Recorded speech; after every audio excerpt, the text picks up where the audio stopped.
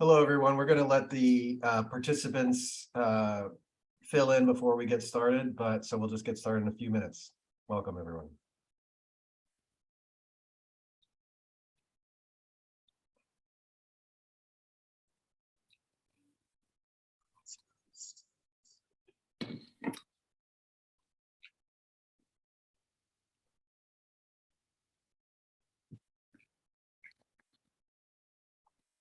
Okay.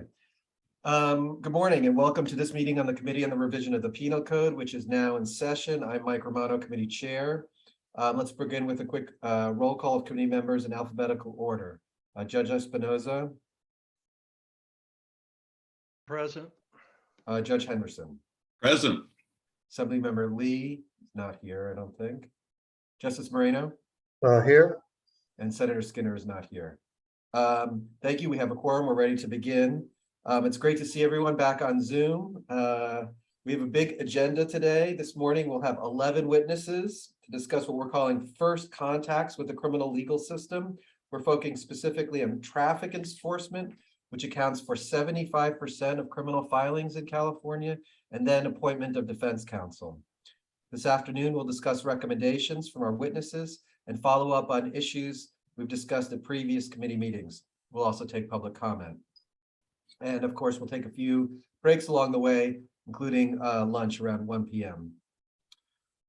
So this morning, we'll cover two topics that might seem to have little in common with each other: traffic enforcement and assignment of counsel. We've linked them together today because they both represent key moments when people first have contact with the criminal legal system. And they both have areas of actual genuine improvement, we think, areas for improvement. In the case of traffic enforcement, it's police officers, and with assignment of counsel, it's a lawyer who will represent them throughout their case. These issues affect millions of Californians every year, and we'll hear today there are significant reforms that can improve public safety, reduce racial disparities, and increase equity throughout the system. I want to briefly address each topic to set the stage for today's discussion. Traffic stops by law enforcement are the most common interaction that people have with police. More than 2.5 million stops happen in California each year. As we'll hear today, there's a wealth of data on this topic that shows well-documented racial and other disparities. And we'll begin today's hearing with a brief presentation on some of that data by Professor Steve Rafael from the California Policy Lab, who's one of our partners with the committee. Of particular relevance to this committee is that despite their frequency and importance, the Penal Code does almost nothing to regulate these law enforcement encounters. To examine this issue, we'll dive deep into the data and also explore policies implemented by some disparate police departments that may serve as models for state reform. Our second panel will address assignment of counsel, most often public defenders, for indigent defendants. California has a proud history of being a leader in public defense. The concept of a public defender was first developed more than a century ago by Clara Foltz, California's first woman lawyer, and the country's first public defender office was started in Los Angeles. But in other important ways, California's approach to public defense lags other states. We're going to explore those areas today. For people who can't afford an attorney, how long does it take to get assigned a public defender? And how does that delay impact the administration of justice and undermine public safety? So with that set up, let's begin. As I mentioned, we'll first hear from a presentation from Professor Stephen Rafael from UC Berkeley Goldman School of Public Policy. And as most relevant today, he's also co-chair of California's Racial Identity and Profiling Advisory Board, aka the RIPA Board. Professor Rafael will be giving a 10-minute presentation to the committee about data collected by the RIPA Board about traffic stops in California. We'll then do a Q&A with him. Before we begin, however, I'd be remiss not to note that Steve is also an important collaborator with this committee through the California Policy Lab, and one of the authors of a report released earlier this week by the Policy Lab about the 3 strikes law in California. We'll speak more about that this afternoon, but I wanted to congratulate and thank Steve and his team on the release of that report. So thanks, Steve. With that, Professor Rafael, can you take it away? Sure, thank you.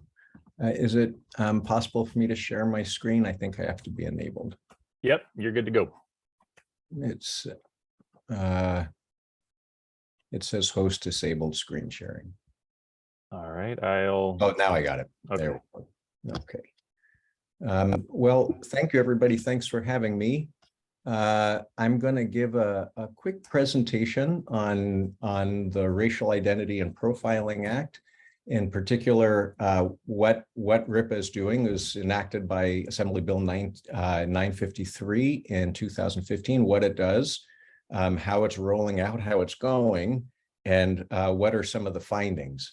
And I should just mention, I am co-chair of the board, but I'm not speaking on behalf of the board. So I'm just giving you my own thoughts on this process. And I'll also touch on some research that the Public Policy Institute of California has done with the data, and then also draw on some of the data from the official annual reports that the RIPA board has produced over the last 4 or 5 years. So the purpose of the Racial Identity Profiling Act is basically an information gathering exercise. So starting in 2018, the state began the process of collecting uniform information on citizen demographics and stop characteristics for all stops made by California law enforcement officers. The motivation is to understand, the extent of race, ethnicity disparities and interaction with law enforcement through traffic stops and some calls for service, and then also try to understand the causes of those race disparities. In terms of the timing, the RIPA data collection effort is rolling out in waves. So the first wave of agencies were for agencies that had 1,000+ officers, began on July 1st, 2018. And over the last 6 months of that calendar year, one data on 1.8 million stops was collected. Wave 2 agencies are law enforcement agencies that have 667 and 999 officers. That began on January 1st, 2019. There were 4 million stops collected in 2019 and then 3 million in 2020, largely because of the pandemic and the reduction in human activity outside of the house led to a big reduction of stops. The Wave 3 agency collections began in January 1st, 2021, and there were 3.2 million stops collected that year. And then finally, Wave 4 began on January 1st of this year, where all agencies are now collecting data on their stops. And I think that they report for the first time at the end of this calendar year to RIPA.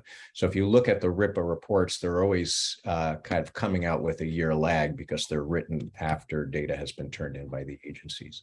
In terms of what's collected, information on personal characteristics, all is perceived by the officer or sheriff deputy. So race, ethnicity, gender, age, LGBTQ status, English fluency and disability.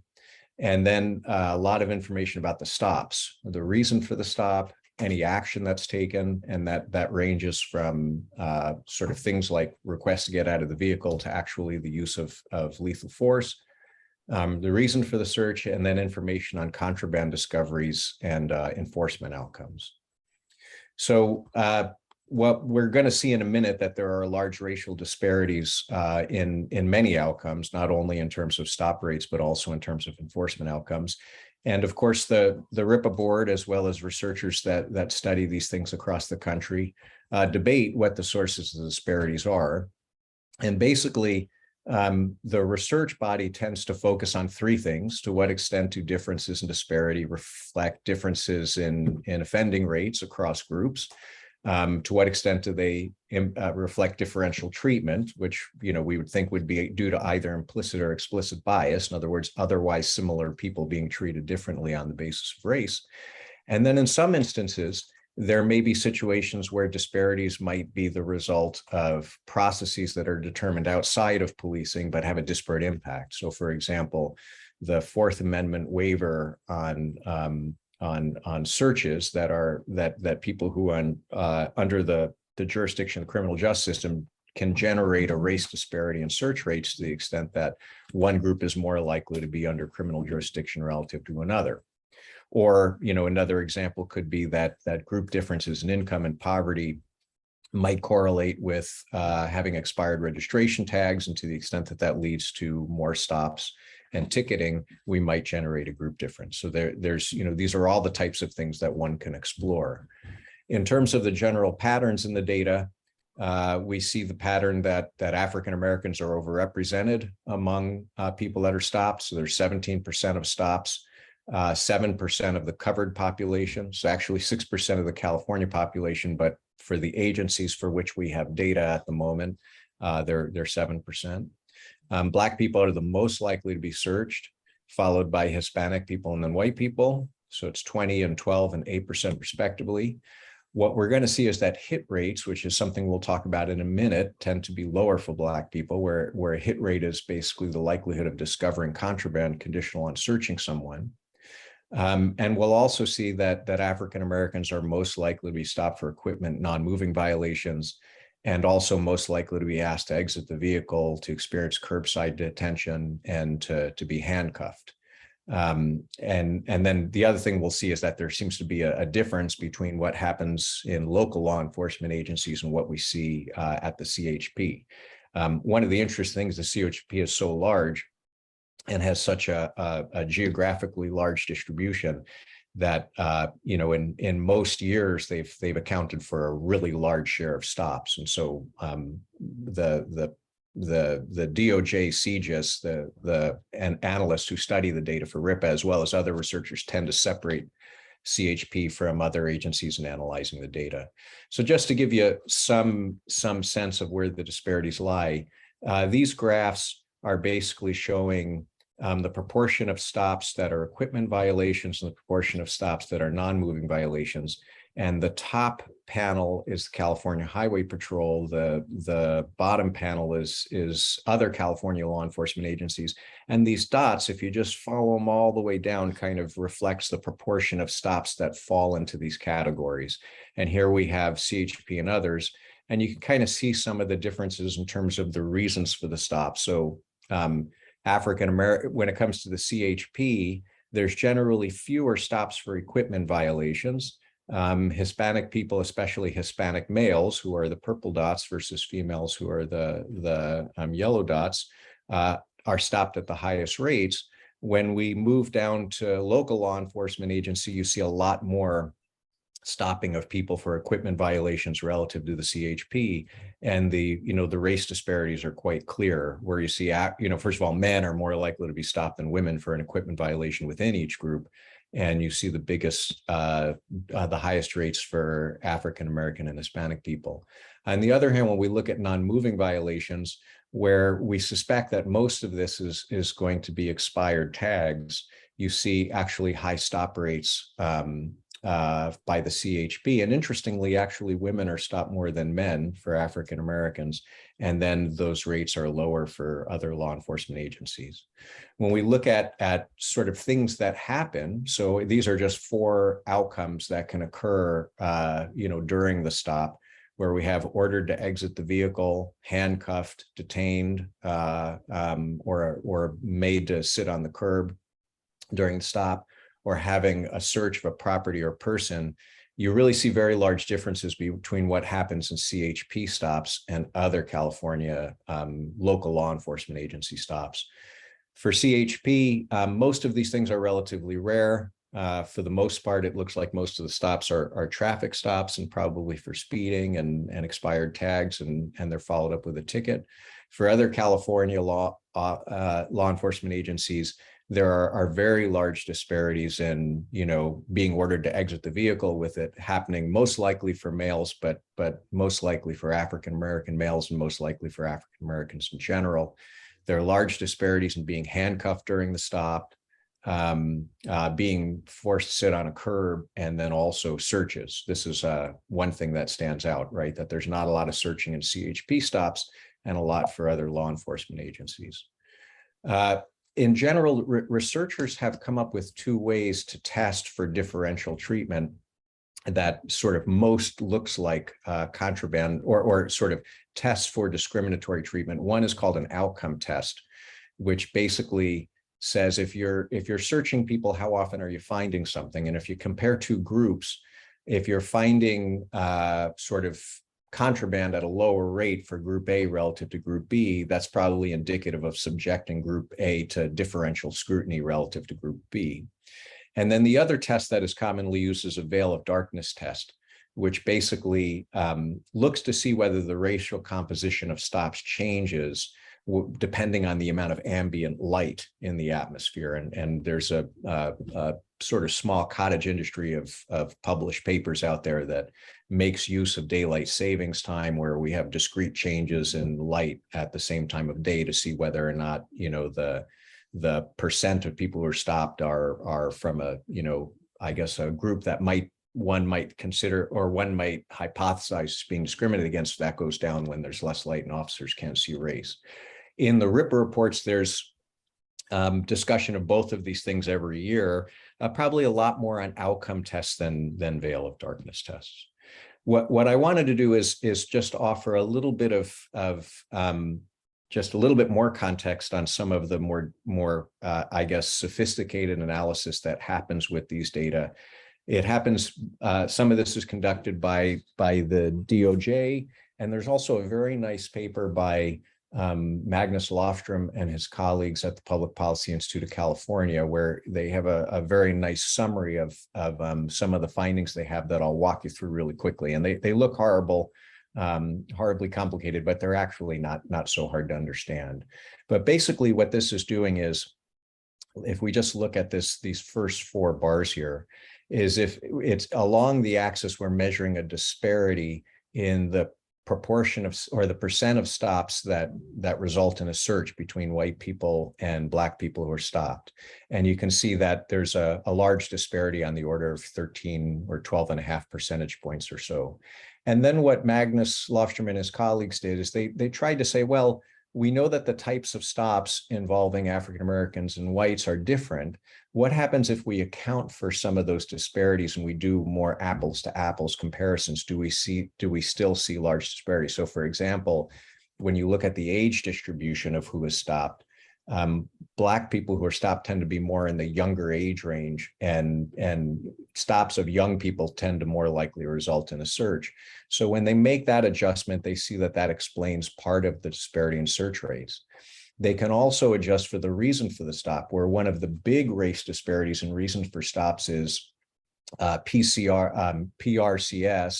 post-release community supervision, or probation parole stops, right? Where people have a fourth, you can be searched without without suspicion, right? That there's a Fourth Amendment waiver for people who are on community supervision. And what they find is when you adjust for the differences in reason for stop, that also explains the race disparity. And we can almost think of this as the disparate impact of race disparities in probation, parole, being on community supervision, explaining part of the search disparity. And then the final thing they do is they adjust for what city people are in. And then, or in other words, just for differences in law enforcement agency. And one thing that we see in California and across the country is that oftentimes practices such as asking people whether they're on probation or parole, or searching at high rates and so on and so forth, booking minor offenses, can vary quite a bit from agency to agency. And the racial distribution of Californians and people in general in the United States differ across cities and across the agencies that enforce, that they encounter. And so what they're finding is, once you account for differences in the law enforcement agencies that are patrolling the population, that also explains some disparity. And so that's kind of what's seeing is that, a lot of times we see these disparities and we can kind of understand what's driving them, and, in a statistical sense, right? And just to give you some other sense, so this is the likelihood that contraband is found. And I had mentioned that contraband is found in fewer searches of Black people relative to white people. When you adjust for the age, gender, mental health, that disparity actually widens. When you adjust for the reason for the stop, that actually widens. And this reason for stop is oftentimes because people on probation parole, when they're stopped, actually contraband is found at a lower rate, and especially so for African Americans. And then when you account for the basis for the search as specified by the officer, it widens further, and then law enforcement agency doesn't seem to matter. And then just one other. So this is these are outcomes that could occur, right? So whether there's at least a warning, at least a citation, whether there's arrest, there's a booking.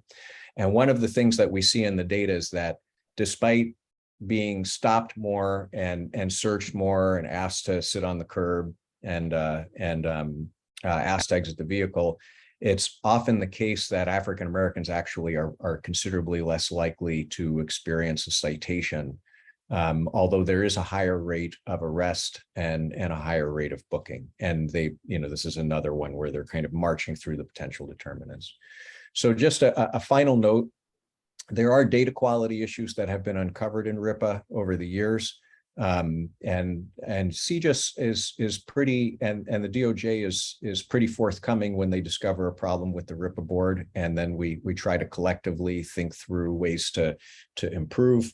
And they're also sort of constantly trying to revise, not necessarily revise, but think of ways to internally check consistency in the data, and then also to compare to external sources to see whether they're getting it right. So just to give a couple of examples, there were Inspector General reports for both the LAPD stop data and the LA Sheriff Department stop data that point out inconsistencies between RIPA data and other sources. So for LAPD, it was between use of force as observed on body-worn camera and then what was reported in the RIPA reports. For the LA Sheriff Department, they actually have two systems. They have a CAD system where they're recording a lot of this data, and then they have a second system which they're using to record the RIPA data, and the deputies have to do one first and then the other. And it looks like maybe the RIPA data is not as complete as the first data system. CJIS researchers have found inconsistencies in serious use of force tabulated from RIPA and then also from other sources, in particular use of force incident reporting system, especially for the most lethal forms of violence or a lethal use of force. Part of this will probably be fixed. That there's been a regulation change that will break up the data in such a way that at least we believe that this might reflect an error in terms of checking a wrong box within a given data field, and hopefully that'll be fixed. And then there's been data transmission issues. There was one from CHP that was corrected. There was also one with the Oakland Police Department that was corrected. And data quality checks, internal, external quality comparisons is an ongoing and evolving effort. And I think, with any data collection effort, there are always bugs. And the RIPA board is trying to tend to them and try to fix them to ensure that in the long run, we have a data system for the state that is reliable and comparable over time and across agency. And that's the goal. So finally, I just wanted to leave this reference, and I can share this with anybody, the PowerPoint deck with anyone who'd like it, if you want to see the study that I was referencing. Thank you. Thank you, Steve. That was awesome, as usual. We have a few minutes for questions, and I'll just kick two off just to make sure. You presented a ton of information. We really appreciate it, and I hope that we'll be able to make those slides public on our website. Two questions. If I was understanding things correctly, the racial disparities in a lot of what you're observing, or what seem to go down. They still exist, but am I right that they go down pretty significantly when you control for age, mental health, and law enforcement agencies? Is that what we saw? Is that correct? Well, for some of them, that's true. So for example, for differences in search disparity, and what it means that it goes down is it means that, you might have, say, and I'm going to make up numbers, they're not going to be correct, but you might have, say, 30% of stops for African Americans be pursuant to a PRCS probation check, and say 15% for white people. And given that the probation PRCS often involves a search, right? That just adjusting for that difference can sort of narrow the disparity in search. That's what that means, that it goes down.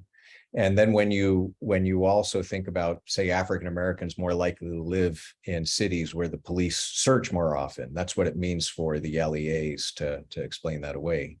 But there are some where it actually widens when you adjust for those things. So for example, the race disparity in hit rates, PPIC is finding actually grows larger when you start to account for the differences in the characteristics of the individuals and the nature of the stop. So it's kind of a mixed bag.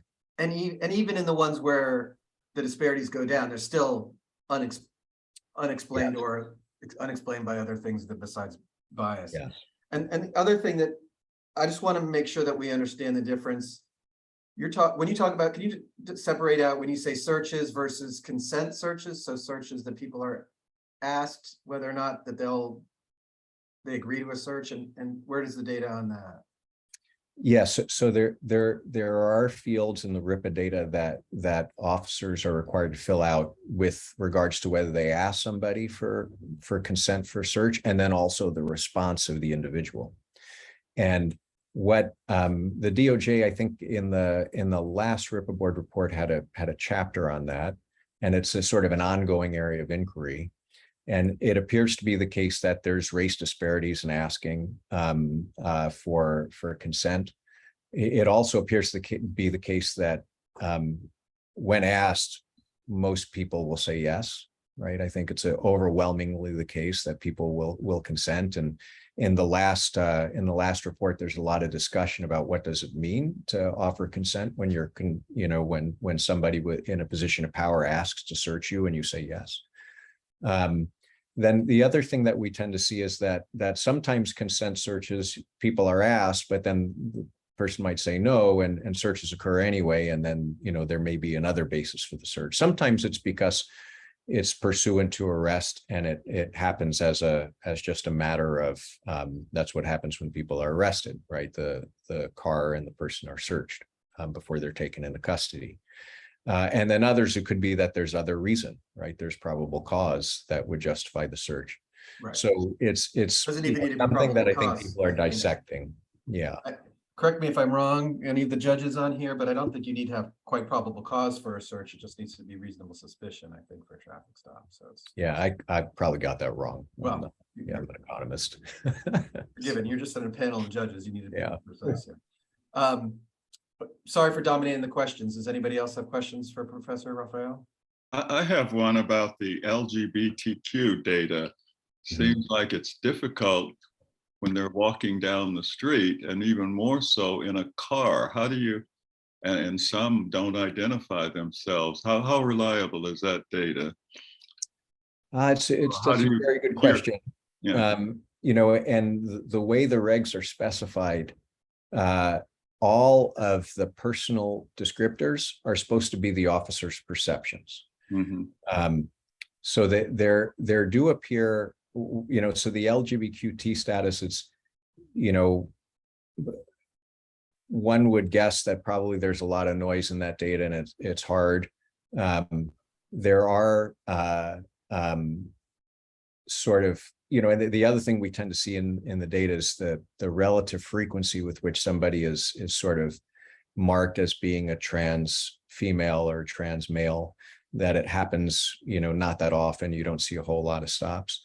In the RIPA report, though, there do appear to be kind of predictive differences. So when someone is flagged as trans male or trans female, there are differences in outcomes that appear to be associated with that in terms of searches.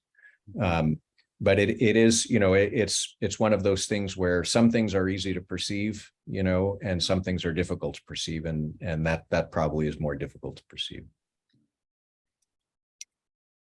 And one other thing, on the local law enforcement agencies versus the CHP, I wasn't clear. Would it be improper to assume that CHP is less discriminatory? I wasn't quite clear what the conclusion was. They're less likely to be discriminatory on racially, or what? Well, I think in some ways the difference between CHP and what you're seeing from local law enforcement agencies reflects the difference in what they're doing. That, the CHP is patrolling the highways, sometimes, responding to very serious criminal offenses, but, disproportionately writing a lot of tickets and enforcing traffic.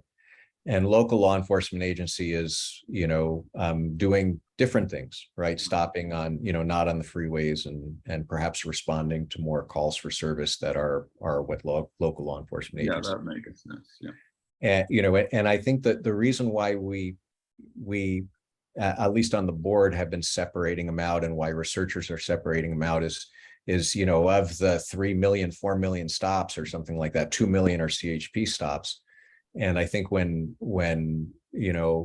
people want to see what the data say, they're oftentimes not really thinking about CHP, but thinking about, in my hometown, like Oakland PD or what LAPD is doing, or if the sheriff is and if sheriff has jurisdiction over your region, what does your sheriff department stop data look like? And that's somewhat of a different at least the patterns look different, and so they're separated out. Yeah. That makes a lot of sense. Do other folks have questions? Judge Henderson, do you have any more? No. I just have one more question, and then we'll move on. And everyone should know on the committee is that Professor Rafael has been extraordinarily generous with his time, and we, very good with follow-ups if something comes up. But I was just curious, Steve, if the data that you found is how it compares with other states. If other states do similar studies, is California an outlier? Are we an outlier that we do this study at all? Can you give us a little bit of national context? Sure. So there, many police departments collect stop data like this. And there was an effort at Stanford by Sherrod Goel, who is now left Stanford, but to collect He's gone to data a college in Boston, I think. Yeah. But they collected data from many police departments and tried to analyze in kind of a meta way what are the patterns that we see. And the patterns we're observing in California are basically what's seen all over the country, right? That you tend to see these race disparities and stop rates and search rates. Sometimes you see hit rates that are lower, sometimes that are higher. That kind of varies from department. And even in California, we see difference in hit rates across departments too. So we're seeing basically here what we see in others. I think what's unique, there are some states that mandate that agencies make data public. There are very few examples, I think, other than I think Connecticut might be one, and us. We had the folks from Connecticut once testify to us about their effort that are sort of implementing a uniform stop data effort that will go to all law enforcement agencies across the state and will be collected every year and can facilitate comparisons across departments and then over years. So this is a uniquely California thing, and it's rolling out. It's happening in year 5. This is, it is really remarkable and a testament to the state that we're so interested in collecting and doing this data. So I think that's terrific. I guess my last question is, I was wondering, and this might be a question that's more appropriate to our panelists to come, if there were any specific agencies or jurisdictions where they've tried an intervention, right? This is not a necessarily new concern, and that you've seen like really dramatic improvements, or nothing seems to jump out to you guys? Is there any agency that seems to be doing well above the norm in California? I guess I'm not. I guess I don't. Well, there have been many agencies that have been placed under sort of consent decrees, sometimes settlement agreements that require reform, and those can go on for many years. As everybody here knows, I do believe I might be wrong. Maybe I shouldn't say, because I'm not sure whether this is true, but I feel like I've heard or seen references to agencies where hit rate disparities have narrowed, and somewhere under consent decree they've kind of stayed the same from year to year. So maybe there's someone on the next panel who might. But as far as there's no jurisdiction that's doing way better than everybody else, and for whatever reason. Maybe there's. Yeah, it's not to say that there isn't, but I probably shouldn't. I probably. Got it. I don't know. I'd be curious about that, if there's outliers or poor performers. Yeah. All right. I do have a question. Go ahead. And Professor, you may have already addressed this, at least implicitly.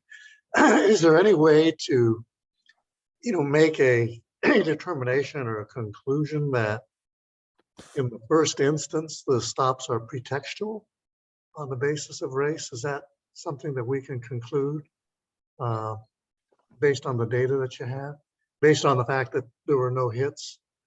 Yeah. Well, I think that that's oftentimes the motivation for trying to, compare hit rates, right? Yeah, And right.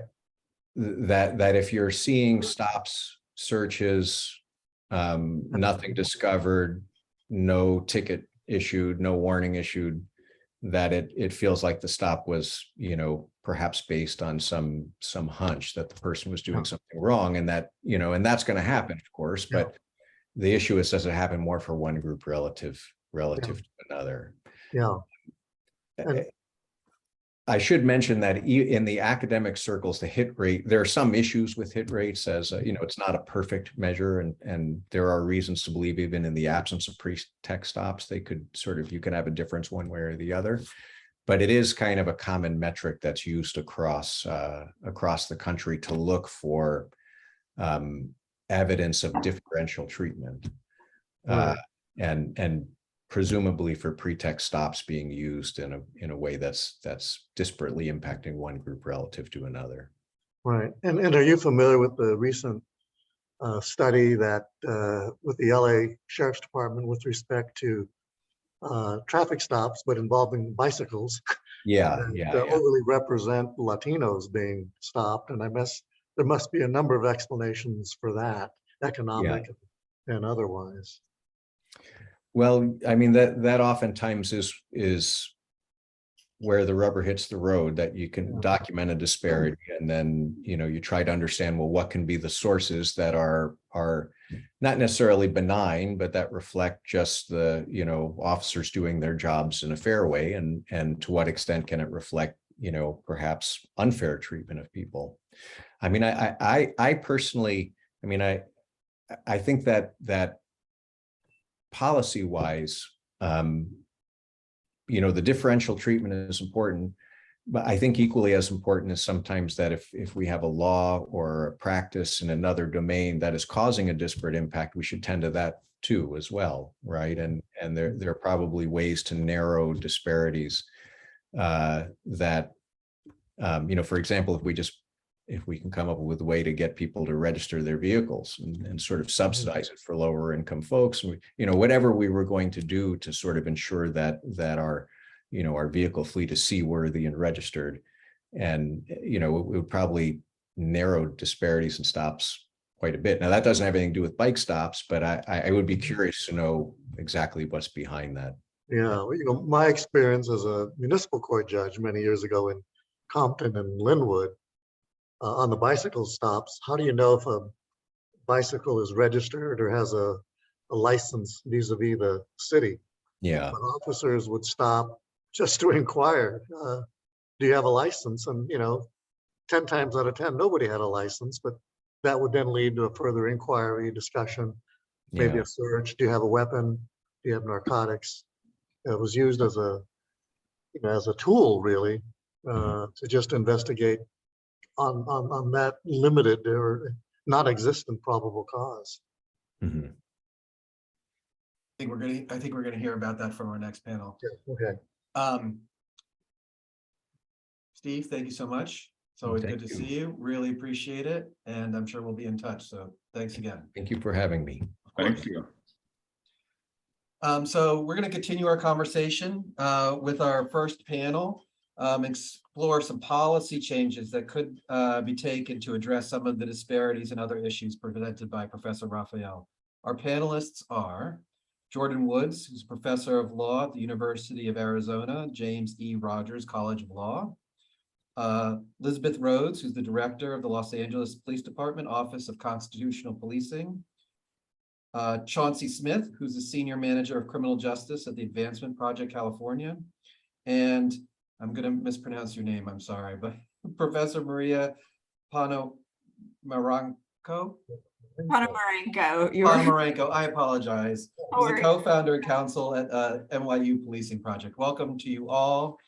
I also want to note that we had invited additional representatives from law enforcement to the panel, but due to a last-minute scheduling issue, prevented them from appearing today. So staff, of course, have spoken to many people on all sides of this issue, preparing the material for today's meeting. I just want to make sure that that was clear.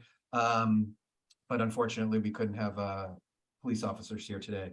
With that said, Professor Woods, we'll begin with you.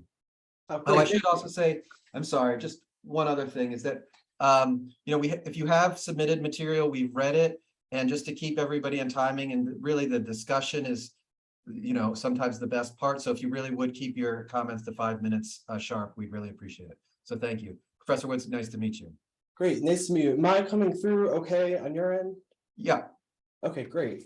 So thank you for the invitation to speak today. I'm a professor of law at the University of Arizona, and I've written extensively on policing during traffic stops.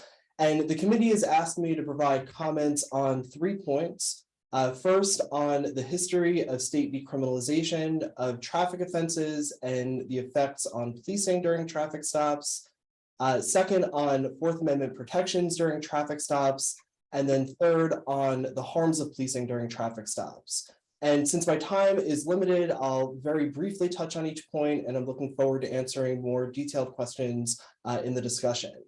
Terrific. So before the 1970s, states generally classified all traffic violations, including run-of-the-mill traffic violations, as minor crimes and adjudicated them within courts that handled criminal matters. And in the 1970s and 1980s, my research found that over 20 states decriminalized most traffic violations by reclassifying them as non-criminal offenses and streamlining their adjudication to the administrative realm.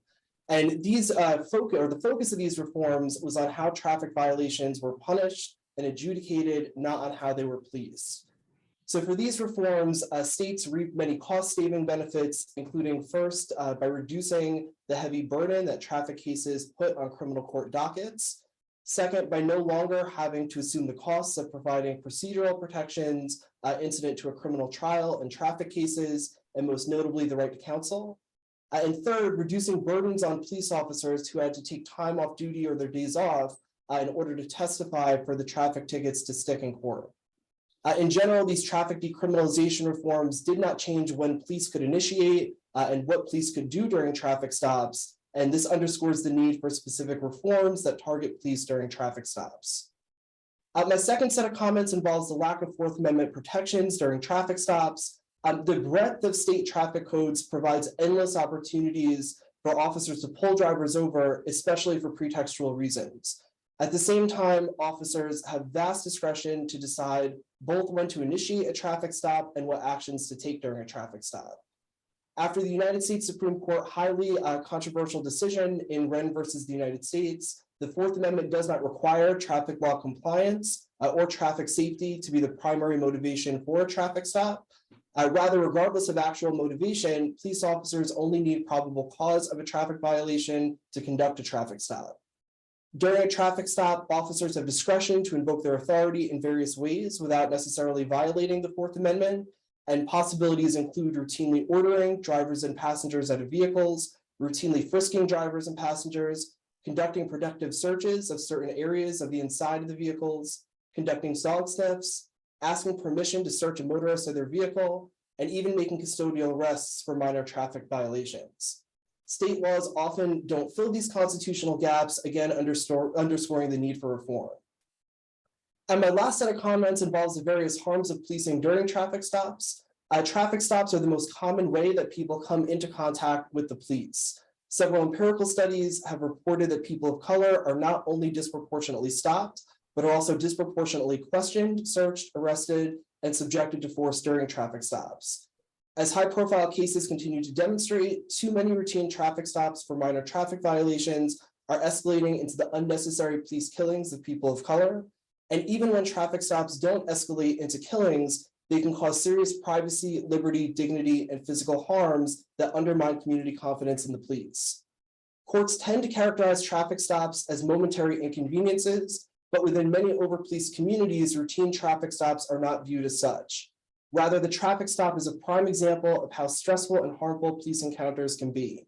These stops have played a role in labeling and stigmatizing people of color as suspicious and dangerous, and the repeated risk of contacts with the police can shape members of over-policed communities and how they go about their daily lives. Members of these communities may, for instance, stop driving or encourage family members or their friends to stop driving in certain places at certain times, or not drive altogether at certain times to avoid being subjected to police questioning, harassment, and force. So I'll stop there and thank you for the invitation to speak, and I look forward to the discussion.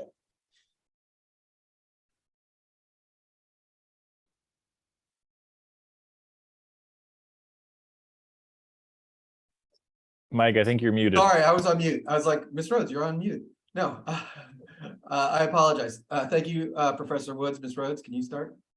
Sorry. My fault entirely.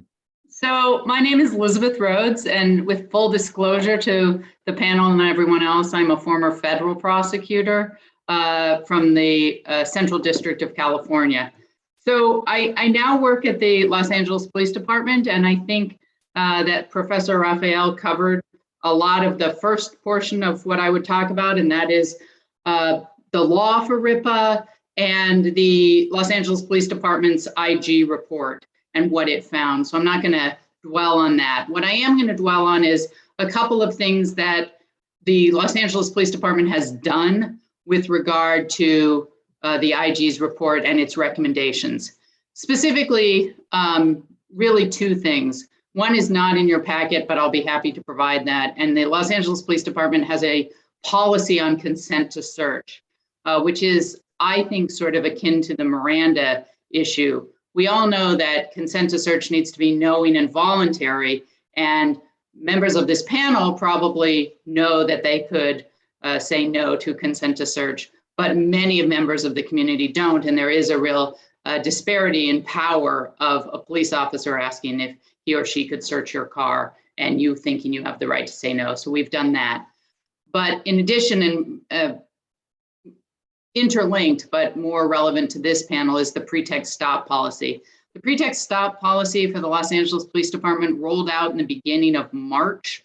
And so I will talk about it, but I will also say that I really caution this panel that I know is active and searching for legislative fixes, that we are still learning and collecting data and refining data and trying to make sure that the data we get in is good.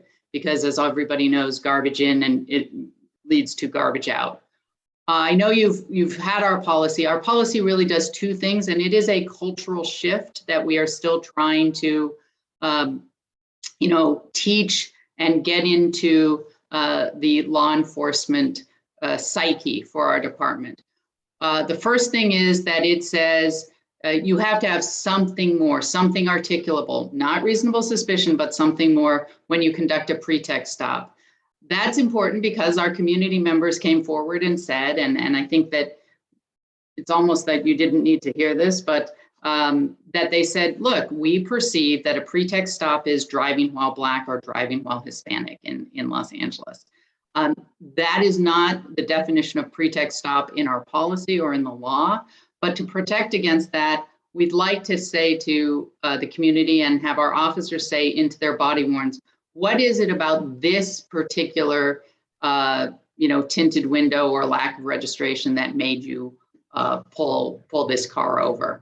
So that's number one. Number two, and I think just as important or even more important and more difficult for our law enforcement members to understand, is when you conduct a traffic stop, we want you to be able to say what the public safety reason for that stop is. Some of that is easy. Going 90 miles an hour in a school zone, that's pretty easy.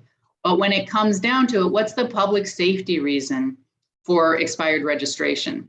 It's not at all clear on its face. What's the public safety reason for tinted windows, especially if they're not particularly dark?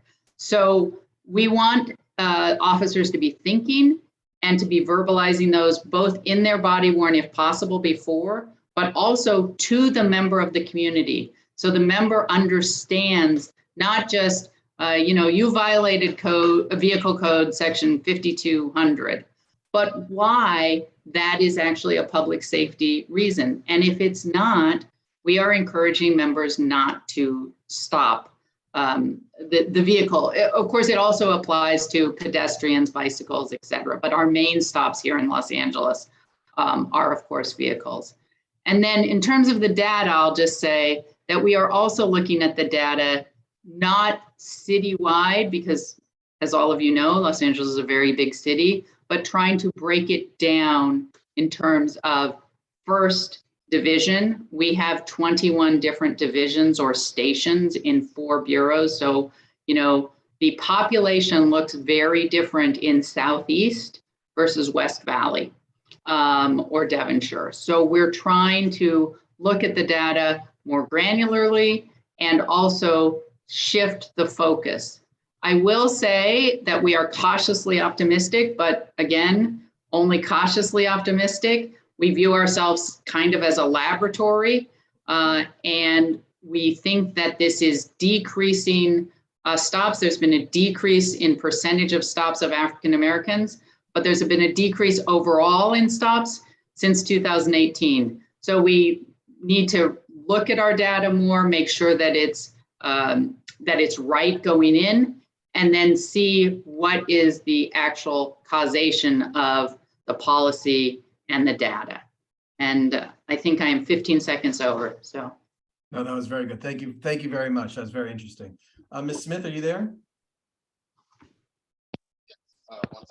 Oh, Mr. Smith. Yeah, 1 second. Sorry. No problem.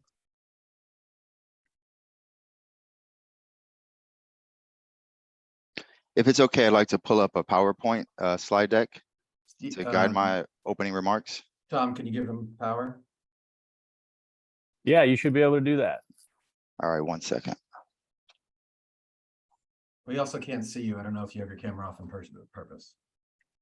There it goes. Oh, perfect. Good to see you. 1 moment.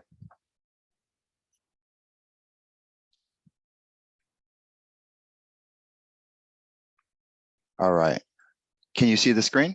Yes. All right. Thank you, committee members. Appreciate the opportunity to testify today. My name is Chauncey Smith, and I'm the Senior Manager of Criminal Justice at Advancement Project California.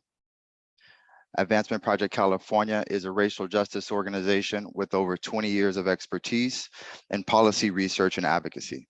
We work alongside community partners to transform public systems and shift investments to create a more racially equitable state. So reforming our approach to traffic safety is necessary for at least 3 reasons. As mentioned by some of the other panelists, 1, to prevent racially biased harms. But I would add to that, it would also help improve roadway safety and also help ensure that public dollars are used resourcefully. I'll briefly unpack each of these and then highlight a few key solutions for committee members to consider. So in terms of harms, as mentioned earlier by Professor Rafael, people of color experience very significant disparities across nearly all aspects of law enforcement traffic stops. As a result of these practices, people of color endure a litany of harms, including dehumanization, economic extraction, and extreme detriment to their health. More specifically, lived experiences show that people of color are all too often treated as less than by police, who essentially serve as judge, jury, and executioner when it comes to determining whether a person of color going about their daily lives is doing something that is permissible. And beyond dehumanization, racially disproportionate enforcement of traffic safety results in disparate economic extraction from communities of color. And because of numerous fines and fees, a baseline ticket for speeding can easily balloon to several $100s, which has ripple effects for people of color because they're disproportionately likely to be low income or in deep poverty. And then third, in addition to well-known physical harms caused by uses of force, studies show that over time, the cumulative effect of racial profiling, law enforcement intimidation, surveillance, and harassment inflicts severe post-traumatic stress and other forms of psychological trauma on people of color. So to go into the second reason for a renewed approach to traffic safety, here you can see a bar chart from the CHP and California Department of Transportation on fatalities as a result of vehicle collisions over a 10-year period. And you can see that over time, under the current system in place, i.e. relying on law enforcement, there has been no significant improvement in outcomes. And this data on the bar chart goes to 2017, but I'll verbally add that figures up to 2019 are comparable. Along the same line, when looking at injuries, you can see over a 10-year period, the numbers stay in the same range under the current system in place. So with that in mind, in 2021, the first nationwide study on the relationship between police traffic stops and motor vehicle deaths was published. It looked at state patrol stops for 33 states, including California, between 2007 and 2016. And notably, as you can see on the right side of the screen and the portion that's highlighted, it found that police traffic stops did not reduce motor vehicle collision-related fatalities. And then the third reason, waste of public resources. So figures from the California Budget Center show that cities and counties annually spend over $20 billion on police and sheriffs. And to put that in context, cities spend nearly 3 times more on police than on housing and community development. And counties are spending more general fund revenue on sheriff's agencies than social services by a substantial margin. Now, in my written submission, I unpacked numerous key solutions. Here you can see the main 3. One is shifting towards non-law enforcement traffic safety alternatives. Another is addressing consent searches, which folks spoke to earlier. And then third, as mentioned by Professor Rafael, improving RIPA data collection, reporting, and accuracy. So with the remainder of my time, I will briefly highlight the first, non-law enforcement alternatives. So in working with community partners, we've seen that there's a significant demand to shift to a reimagined approach to safety and things that do not rely on law enforcement as a primary response to numerous social issues. So in Los Angeles, one of the things that we're exploring is potentially having unarmed traffic safety personnel as opposed to law enforcement dealing with low-level traffic safety issues. And there's been similar efforts around the country. The state of Virginia passed a bill statewide moving in that same direction. And you've also seen similar things going on in Berkeley. And then last but not least, I'll add that there needs to be significant investment to transform the upstream drivers of traffic safety. So research shows that place-based infrastructure investments that enhance urban design, such as shorter blocks, narrower lanes, roundabouts, so on and so forth, all help prevent traffic violations from occurring in the first place, which alleviates the need for enforcement altogether. So thank you, committee members. I appreciate the opportunity to speak. We could go into further detail on some of the topics I mentioned and things I didn't get a chance to address in the Q&A. And then lastly, I'll say that, California needs to shift away from racially biased law enforcement to equity-driven traffic safety. We must end police violence, prevent economic extraction through fees and fines, and invest in enhanced roadway design and shift toward unarmed traffic safety personnel. Thank you very much, Mr. Smith. I appreciate it. I'm sure we'll get back to you on some of the questions in the Q&A period. I appreciate it. Thanks. Finally, I'm going to try again. Ms. Ponomarenko, is that how you pronounce it? Yeah, exactly. Much closer. Okay, I apologize. Thank you. Your 5 minutes starts now. Thank you, and thank you for inviting me to talk with you today. So I'm a law professor at the University of Texas, and I also am the co-founder and counsel of the Policing Project at NYU School of Law. At the Policing Project, we've worked closely with police departments and community members in more than a dozen jurisdictions, including New York, Los Angeles, Chicago, Tucson, and Nashville, to explore different ways to make policing more effective, equitable, and just. Over the past 2 years, I've been spearheading the Policing Project's efforts to draft model legislation on various aspects of policing, including use of force, data collection and transparency, and of particular relevance here, efforts to reduce racial disparities in traffic enforcement. So as prior panelists have noted, police officers in the United States make more than 20 million traffic stops each year, and many of these stops have very little to do with traffic safety. In a lot of jurisdictions, both in California and elsewhere, officers make lots of low-level stops essentially as an opportunity to go fishing for more serious crimes. The stops, as others have said, are basically a pretext to enable the officer to pull the driver over, to question them about what they're doing and where they're going, and to try to get permission to search the car. And the thinking behind these is if officers make lots of stops in high crime areas, that can potentially drive down crime. The problem is that by and large, the strategy just doesn't work. So in Nashville, the policing project worked with the Stanford Computational Policy Lab, as well as with the Nashville Police Department to evaluate the department's use of traffic stops. So like many agencies, the Nashville Police Department had a practice of sending officers into what it believed to be high crime areas and to just make lots of stops, primarily for kind of low level violations like broken plate lights, broken tail lights, expired tags. And what we found in Nashville was that only 1% of these stops actually led to the discovery of a more serious crime, such as a robbery or a recovered weapon. And the department's practice of making large numbers of stops in these high crime areas actually had no impact on crime rates. We found Black drivers, perhaps unsurprisingly, were disproportionately likely to be stopped. And that was true even if we controlled for the demographics in the higher crime areas where the department had been focusing its efforts.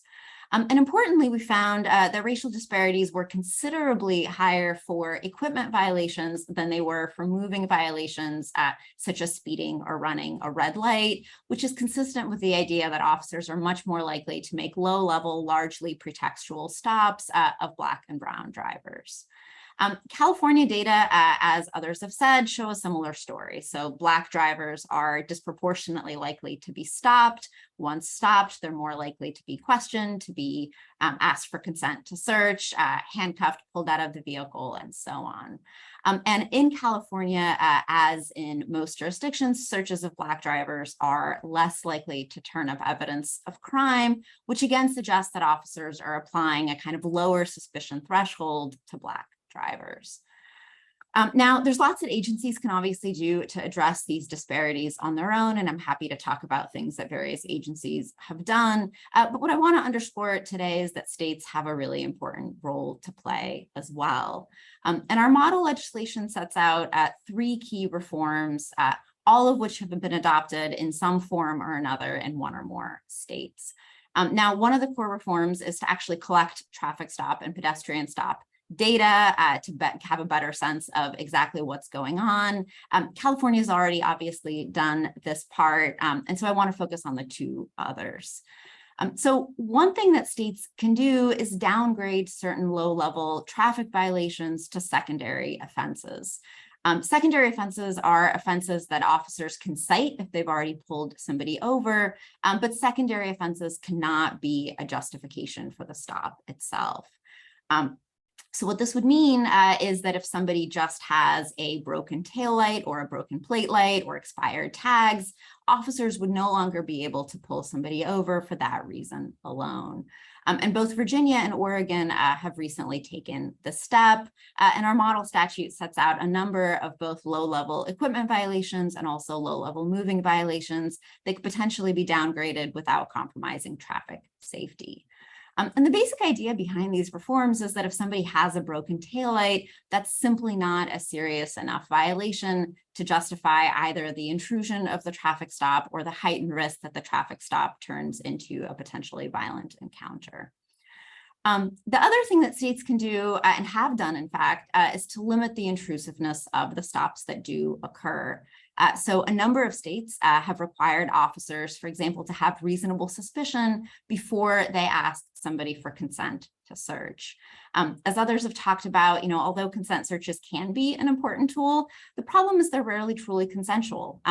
If you really stop to think about it, nobody really wants officers digging around through their stuff. And by and large, people say yes because they don't really believe they have the right to refuse. And for what it's worth, people say yes even when they're warned that they have the right to say no. The power disparity is sufficiently great that it's really hard to say no to an officer who wants to search you. And so what we propose is requiring officers to actually have some minimal level of suspicion before they ask for consent to search. It doesn't remove consent searches entirely, but what it does ensure is that officers can't ask somebody for consent to search based on little more than a potentially biased hunch. I'd be happy to talk about both of these in the Q&A as well as other things that states have done, but now I'll pause and just thank you for your time. Thank you very much. That was super helpful. I have a bunch of questions, but I don't want to jump right in. And we've also, Professor Rafael is still with us. So if he, if we have questions for him to follow up on this discussion, are you still there, Steve? I'm still here. Okay, great. Please feel free to jump in. Do any of the committee members have questions? I have a question of Mr. Smith. If I can call you Chauncey. You showed a graph, a bar graph, that was very symmetrical on accidents. It started up here and it went down, and then it came all right on back up until 2017. And it seems very significant that it went down. Something caused it. Is there any data on why it went down that we could use to get it back down there from where it seems to be going? Do you know which graph I'm talking about? Yes, that was a bar chart on fatal crashes by year. Right. And correct. So it's over a 10-year period from 2008 to 17, and in the midpoint around 2011, there was a bit of a dip. I do not know what the cause of that slight dip was for fatal crashes. And then I would add, in addition to that, when it came to injuries, there was no dip at all. So the figures remained consistent. Okay, thank you. Thank you for the clarification.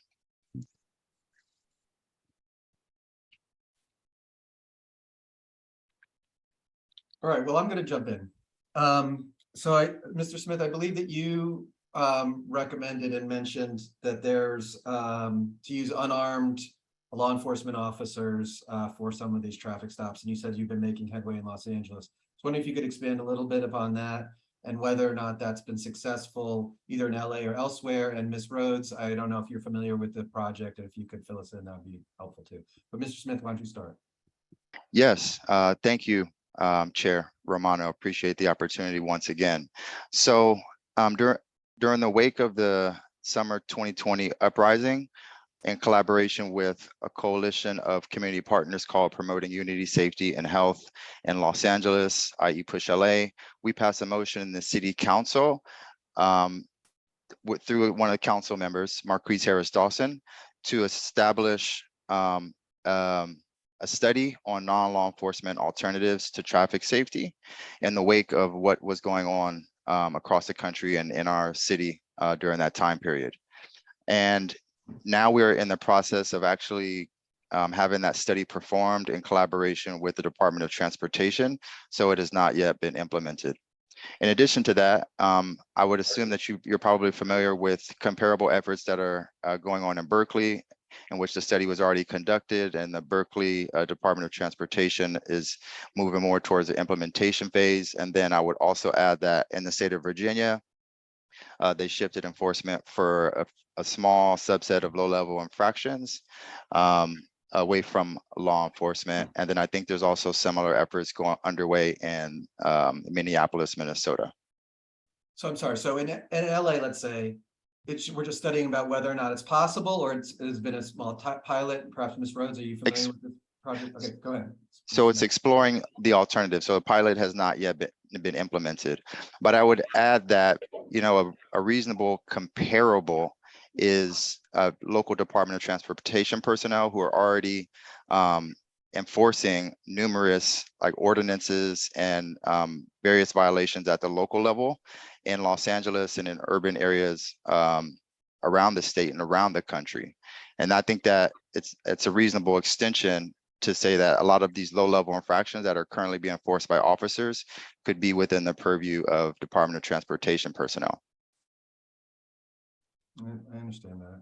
Ms. Smith, are you familiar with this project? I mean, excuse me, Ms. Rhodes? Yes, I am. And you know, the Los Angeles Police Department is hopeful that, frankly, some of the tasks that it has can be moved to others. Again, and I sort of hate to keep beating the drum, but we are also, you know, exploring, and the city is exploring mental health workers going out unarmed, because that is something that you know, could give us much better coverage and much better expertise. But of course, there's also the chance that people with mental health issues are violent. And so some of the mental health workers don't want to go out without backup. Similarly, the Bureau of Street Sanitation, you know, is charged with cleaning up different parts of the city. And they also are asking for officers to be involved when they go out and to clean up. So while we're hopeful that the study will produce some really great pilots and that it will be something that is an alternative to law enforcement, it also could be that it works hand in hand with law enforcement, as some of these other programs have. And we'll just have to wait and see what the study says and how it is piloted. Interesting. Steve, I had a question following up on what Professor Ponomarenko was saying. Correct me if I'm wrong, Professor Ponomarenko, but I think what you said was that you found greater racial disparities in what we'll call non-safety or non-moving violations. Is that correct? Yeah, so in Nashville, there were considerably larger disparities for equipment stops than for traffic stops. And if we had the ability to really kind of tease out the even kind of more serious traffic stops, there's lots of reason to think the disparity would have been lower still. And is that the term of art to distinguish between these equipment stops versus safety stops, or what did you call them? Equipment stops? Like moving violation stops. So usually departments, and I think California too, when they track the reason for the stop, they subdivide it between moving violations on the one hand and equipment violations on the other. There might be some other categories. Got it. And Steve, is your research mirror that's found worse racial disparities in these equipment stop category?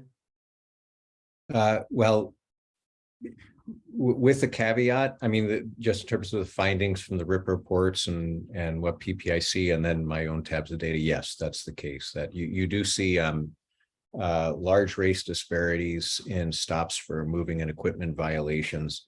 And then also you tend to see that when searches occur during those more discretionary stops, that they tend to have lower hit rates, and the race disparity for the hit rates rises.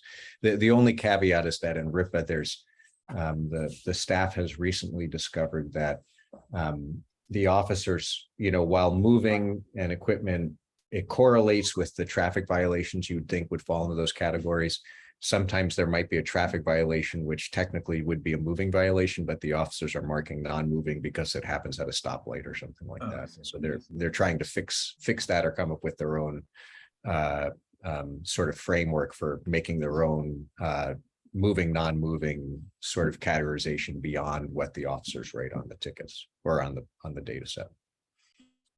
Interesting. Okay, so Ms. Rhodes, I'm going to come to you. First of all, I was very interested in the Miranda for consent, and I want to get back to Professor Ponomarenko about that, where I think she suggested, and just based on our own experience, that maybe people still agree to search.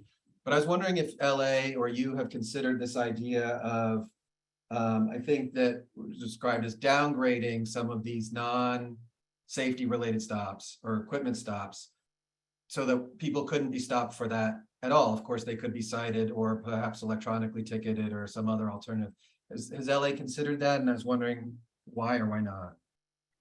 So effectively, I think our policy says, and we've shown that there's a substantial change in the top, when we went division by division, the top 10 reasons for stops. They used to be, the top 4 reasons included almost always 50% of those would be equipment violations. Now we're seeing probably about 20% of the top 10. So we're moving away from equipment violations through policy, not through this sort of idea that will change the classification of those stops. We specifically did not want to have a list of don't stop for this, do stop for this. We wanted to allow for pretext stops. We wanted to, in the sense that, if you had something more, then we wanted to allow for that. So we don't have a black and white this versus that. I'm sorry to interrupt there.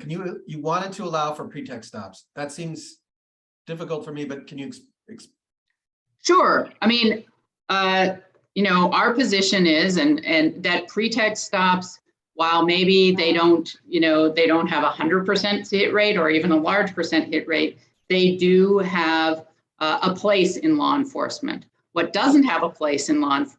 Yeah, go ahead. Go ahead. Just to understand, I just want to make sure that we're understanding our terms. A pretext stop would be, I'm stopping you because I think you've done something worse, but I've found a technical reason that I'm allowed to pull you over. Right. I don't have reasonable suspicion that you've done something worse, but I do have probable cause to believe that you've committed a traffic violation, and I'm investigating further. Right. And maybe that I don't have anything, but I am allowing for that traffic stop, which the law allows for. So we do allow for that.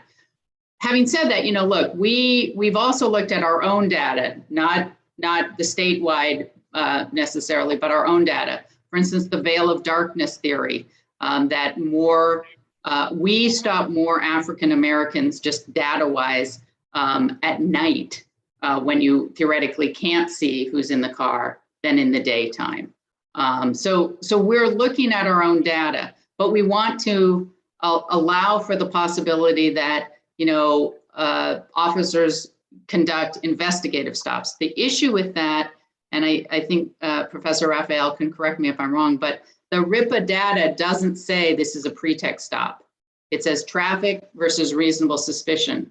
So we now have, we report to the state traffic versus reasonable suspicion, but in our own data, on our own automated field data report, we ask officers to check whether it's a pretext stop. And if they do, they've got to articulate, what the reason underlying that, not just the traffic violation was, so that we can track, because we didn't have data on how many stops were pretext stops in the sense of looking for something more. So, although there's a lot of talk about stops and versus different stops, and that they're too high, it's unclear what the optimal number is.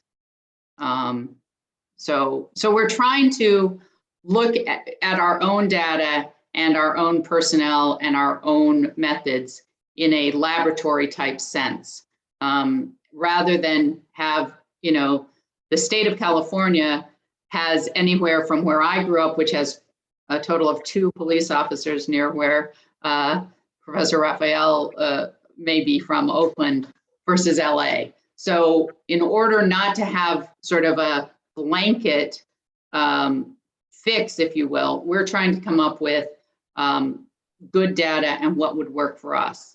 And as I said, we only put that pretext box in April. So we're still looking through and happy to report back or anything. But what is going on, we are seeing since March when we adopted the policy, is that the reasons for stops are changing.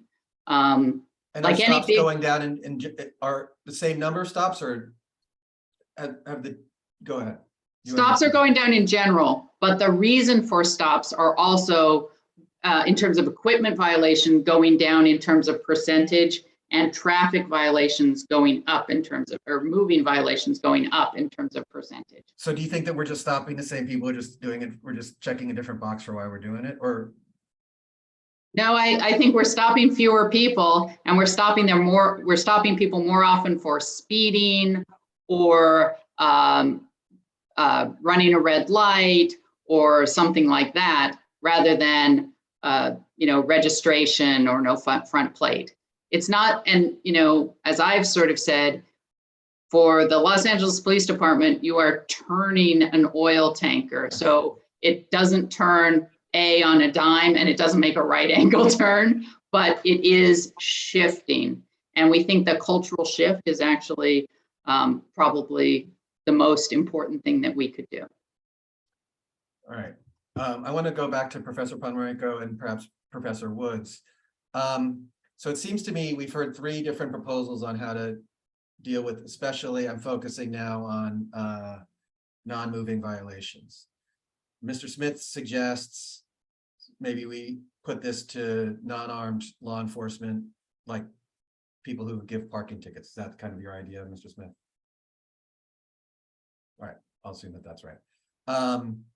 Number 2 is what there seems to be doing in LA, which is if you're going to make a stop for, and correct me if I'm wrong, Ms. Rhodes, if you're going to make a stop for non-moving violation, you suspect more, that you have to make some articulable suspicion into your body-worn camera.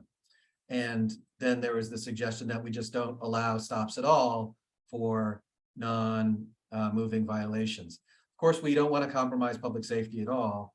And I was wondering, among those different reforms, where they've been implemented. I think you said Oregon and Virginia, but and Professor Woods, I don't know if you know if these types of reforms have been implemented elsewhere, and what have been the results. I mean, we want to improve the racial disparity problem, but we also want to improve public safety at the same time. So, you know, we want to keep our eyes on both of those.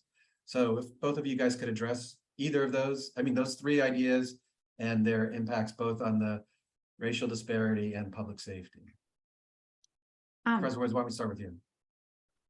Sure, happy to go first.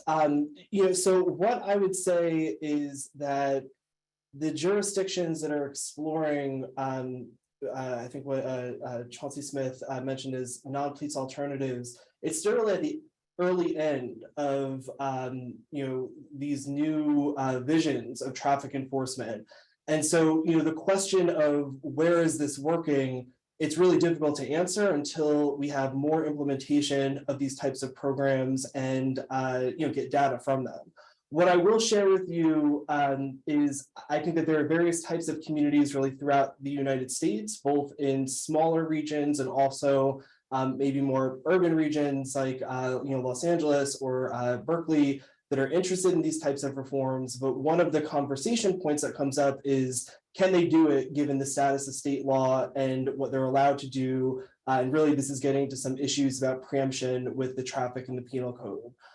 Even the situations, I think that Professor Ponomarenko mentioned this, with the jurisdictions that have implemented sort of these stopping of various types of low-level traffic offenses, that's also fairly recent. And so I think one of the questions that we're going to have is getting the data from these jurisdictions that have moved in this direction. What do we see?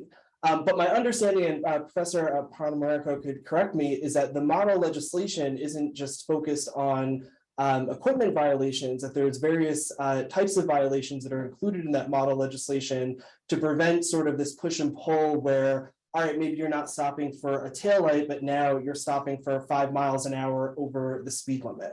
So I think it's important to think about both of those in conjunction. I don't think that the state legislation that stops certain types of stops versus these non-policing alternatives are mutually exclusive. I think that some of these conversations should really be in terms of the visions for alternative systems are probably best suited for the local level. But there's no reason why, if we have data saying that there are certain types of stops that are not really contributing to public safety, why legislation at the state level couldn't clarify that those types of stops shouldn't be done. And I'll hand it off to Professor Ponomarenko. Yeah, Professor Ponomarenko, can you comment on all this? I mean, I think I generally agree with everything that Professor Woods just said. I mean, first, I want to underscore, we're also hugely in favor of rethinking traffic enforcement much more broadly. And there's kind of an entire other arm of the policing project that's really trying to think through, reimagine traffic enforcement and other kinds of police enforcement activities that could potentially be done by other government entities. But all of these efforts are still kind of very early in the works. And in some ways, they have to be worked out on a jurisdiction by jurisdiction level. It's not like the state of California is going to, mandate that every city now needs to hire X number of additional people. I mean, potentially, it's not that it's impossible to imagine, but it's hard to imagine that that's the first step that a state takes. When it comes to taking certain offenses off the table, though, that is something that states have done. And there's actually a fairly long-standing model for it. So when a lot of states introduced, whether it's seatbelt violations or cell phone violations, a lot of states did these just as secondary enforcement violations. So it's not the case that in every state you can be pulled over for not having a hands-free phone. But as Professor Woods points out, both Virginia and Oregon that have really broadened the list of offenses. These are both recent efforts. Virginia was in early 2020, I believe, and Oregon just passed their legislation this past summer. And so these are kind of new programs to be implemented. A number of cities have done the same thing. And so we'll have data at the city level as well. The last thing I just want to add is one thing we do know, though, is that when it comes to requiring officers to have some level of suspicion for consent searches, we do know that that drives down the number of consent searches quite dramatically and reduces racial disparities as well. So Austin, actually, where I'm based now, was one of the early departments to require officers to call a supervisor and explain why they were asking for permission to conduct a consent search. And consent searches fell tenfold, essentially within a year or two of introducing that policy, and the racial disparities, which had been quite substantial between white and usually Hispanic drivers, went down considerably as well. So there's more data to suggest that requiring more suspicion reduces racial disparities. When it comes to the kind of impact of taking certain stops off the table, that one we're kind of waiting to see. I don't want to get too sidetracked, but I just want to clarify on this idea of downgrading or removing some violations off the table. We do not have the data yet on whether or not this impacts. I mean, what would your response be from a police officer who says, we need this for public safety? I mean, I think one question I'd ask is what their theory is for why it's necessary for public safety, right? So I've not heard a persuasive story for why a, broken plate light or, air freshener hanging from a rear view mirror has any connection in of itself to public safety. I think the claim that's made is that the ability to make these low-level pre-check stops is necessary to, get guns off the street or get people. Right. Well, that's precisely. I mean, I think that's precisely what Ms. Rhodes was saying before, is that they are pretexts, meaning that they aren't really pulling you over for the air freshener, but they suspect something more.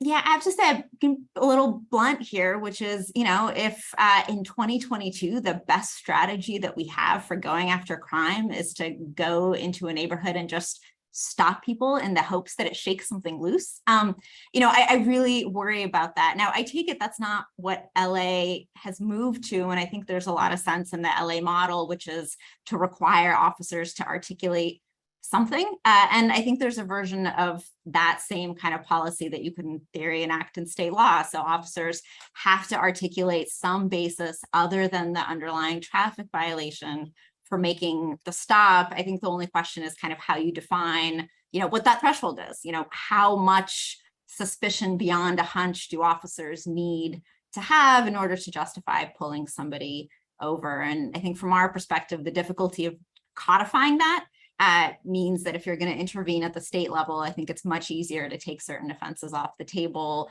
than to, engage in the sort of case by case, how much short of reasonable suspicion do you really need? And my sense also, just moving to another topic, and it seems like Ms. Rhodes, I don't know if you wanted to respond, was the idea of a Miranda warning for vehicle searches is, you don't think very worthwhile or effective?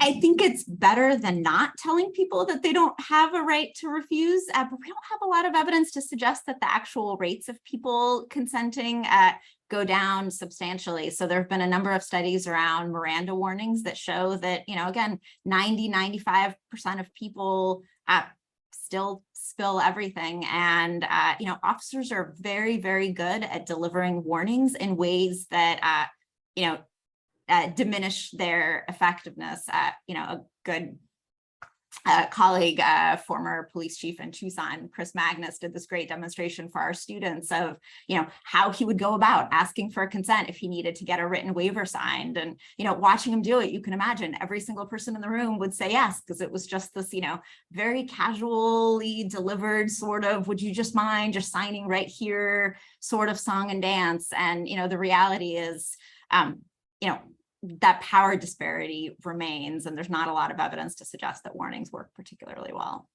Sure. Ms. Rose? I would, look, we don't have the data to suggest, and I know that a lot of people, when given a Miranda warning, do spill everything.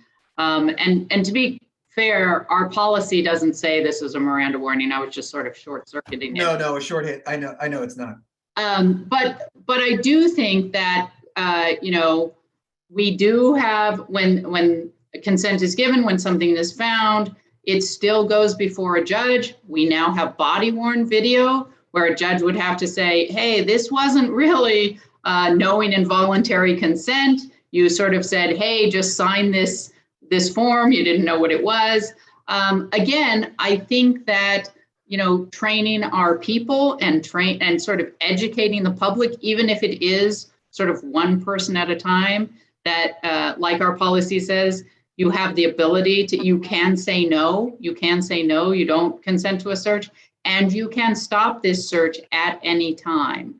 So I think what the police department is trying to do is find sort of a nuanced and balanced approach so that it doesn't negatively impact, crime and law enforcement, but it does present people with dignity and options, and they are treated in a fair and equitable manner. So that's sort of where we're trying to get to in all of these ways, and our policies are, and I'm not, despite having sort of written them and worked on them, I'm not saying they're not subject to tweaking and evolution. It's just that, we wanted to start somewhere. And now that we've started, we think that we're collecting data to determine whether it was a good start or frankly, it was a false start and where we should go from here. Well, I listen, I apply, there's no bigger oil tanker in criminal justice in Los Angeles. So I totally appreciate that you guys are, it seems like, taking a really serious stab at this. So, I get that. So I appreciate that. And of course, we really do appreciate the data and appreciate data-informed decisions. So that makes a lot of sense. We're just sort of running up on time. I was wondering if any of the other panelists have any, committee members have questions for our panelists? No? Judge Espinoza? All right. I'm gonna thank you all because no good deed goes unpunished. I promise that we will be back in touch with you all to round out our recommendations. The way that our committee works is that after our next panel presentation, so later in the afternoon, we'll talk about you, not necessarily behind your backs, you're welcome to stay, but basically talk about proposals and try to identify some of the ideas that we want further research from staff about as we refine our ideas. And the idea is, just so you know, is that by the end of the year, we'll make a formal recommendation to the governor and legislature about ways that we think that we can improve the system. So we really do appreciate your time. It's a huge benefit, and thank you very much. And I think we'll take a 10-minute break here before our next panel and come back. Mike, we might want to go, we're a little bit ahead of schedule. We might want to take a little bit longer. I think our next presenters are counting on 11:30 as a start time. All right. So Tom is the boss. We will reconvene at 11:30. Thank you all very much, and we'll see you all then.